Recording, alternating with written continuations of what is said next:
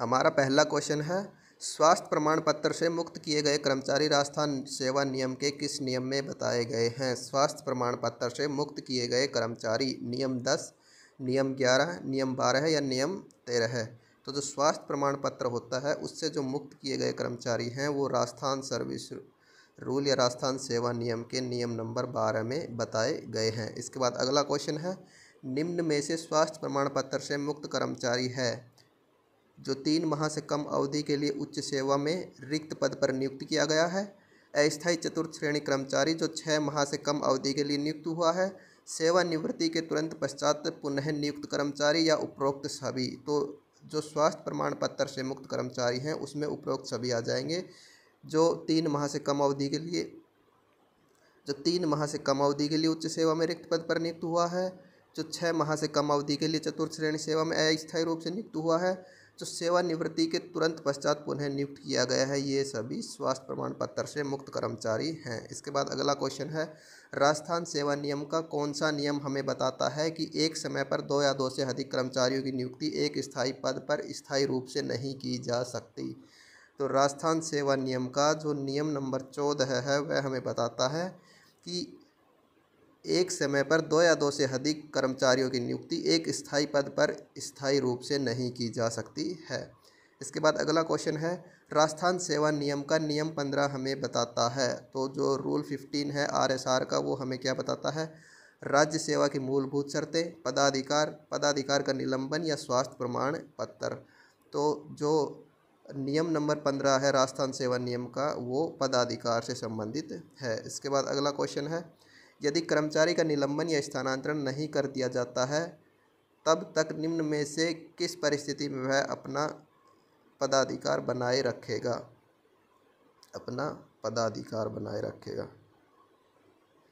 Option है, जब वह इस पद पर कार्य कर रहा हो, जब वह अवकाश पर रहे, जब वह किसी दूसरे पद पर अस्थायी या कार्यवाहक के रूप में कार्य कर रहा हो या उपरोक्त सभी में। तो वह इन सभी परिस्थितियों में अपना पदाधिकार बनाए रखेगा। ठीक है, यदि वह इस पद पर कार्य कर रहा हो, जब वह अवकाश पर रहे, जब वह किसी दूसरे पद पर अस्थायी या कार्यवाहक के रूप में कार्य कर रहा हो या उपरोक्त सभी में, तो वह उपरोक्त सभी परिस्थितियों में अपना पदाधिकार बनाए रखेगा।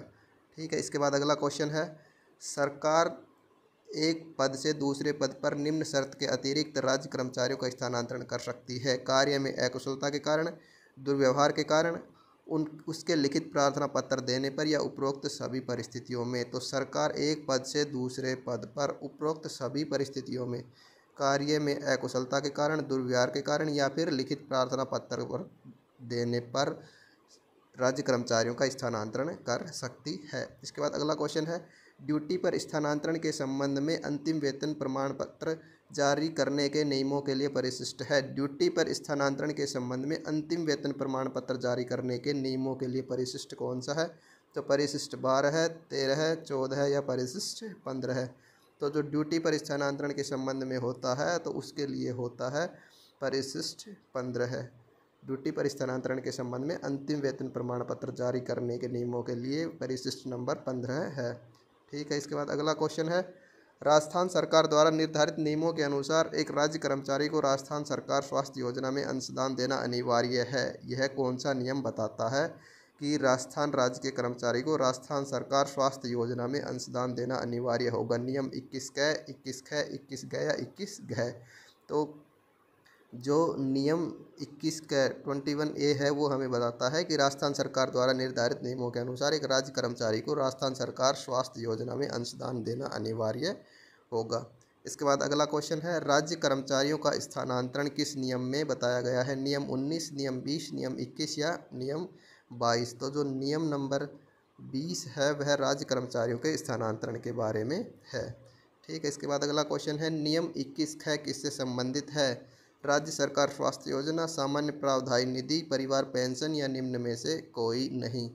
तो जो नियम नंबर 21 ख है वह सामान्य प्रावधायी निधि के बारे में बताता है। ठीक है, थैंक यू।